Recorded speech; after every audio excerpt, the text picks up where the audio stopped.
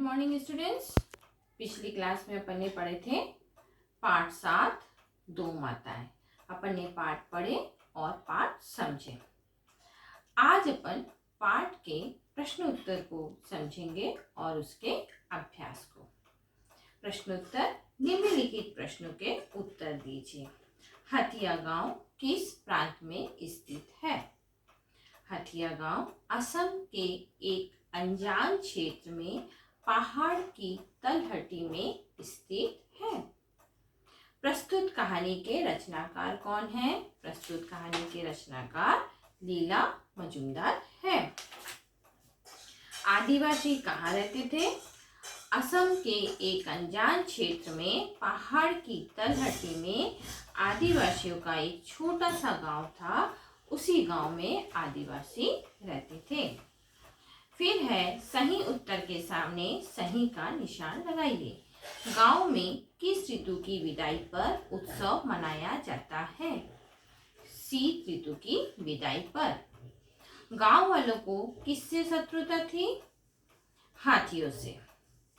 जंगल का देवता किसे कहा गया है? हाथी को।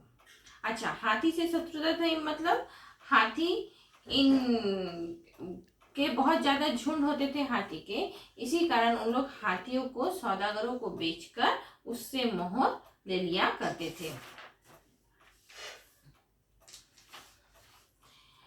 जंगल का देवता किसे कहा गया है? हाथी को। निम्नलिखित प्रश्नों के उत्तर लिखिए। आदिवासियों द्वारा शीत ऋतु की विदाई का जश्न कैसे मनाया जाता है? गांव में आदिवासियों द्वारा शीत ऋतु की विदाई पर एक उत्सव मनाया जाता है। यह उत्सव एक विचित्र उत्सव था। एक अलग प्रकार का पहाड़ के नीचे रंगीन किस्म के पत्थर से बनी एक खाई थी।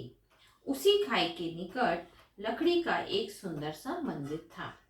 मंदिर में कोई मूर्ति नहीं थी, बल्कि दीवार और छतों पर खुदाई करके बनी छोटी छोटी मूर्तियां थी।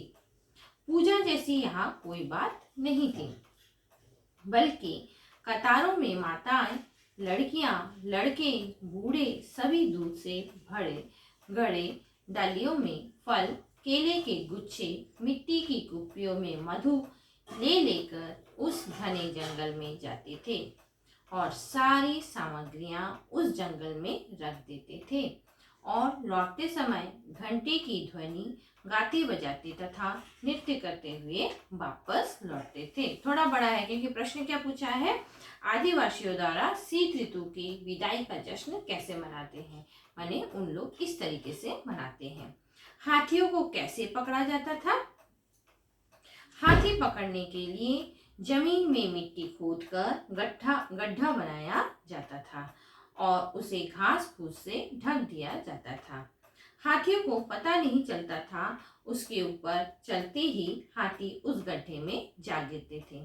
सौदागर लोग आकर इन्हें इस गड्ढे से निकाल कर ले जाते थे और बदले में और जाते समय गांव के मुखिया को मोहर दे जाते थे।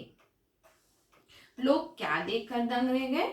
लोग बाघ के पंजों के निशान देखकर दंग रह गए।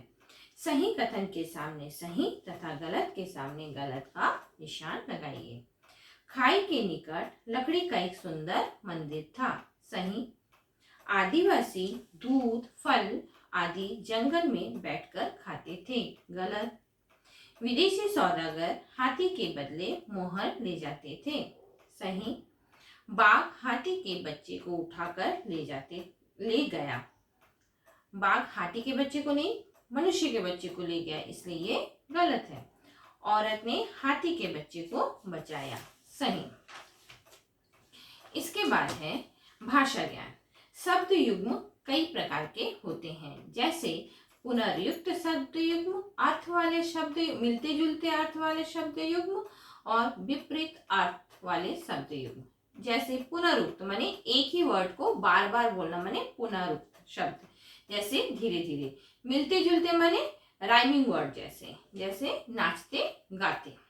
विपरीत वाले विरोधी, यहाँ है तो वहां। वैसे ही नीचे 3 दिए हुए हैं पुनरुक्त शब्द युग्म, मिलते जुलते अर्थ वाले शब्द युग्म, विपरीतार्थ वाले शब्द युग्म। पुनरुक्त माने एक जैसे, कभी कभी, रोते रोते, पीछे पीछे।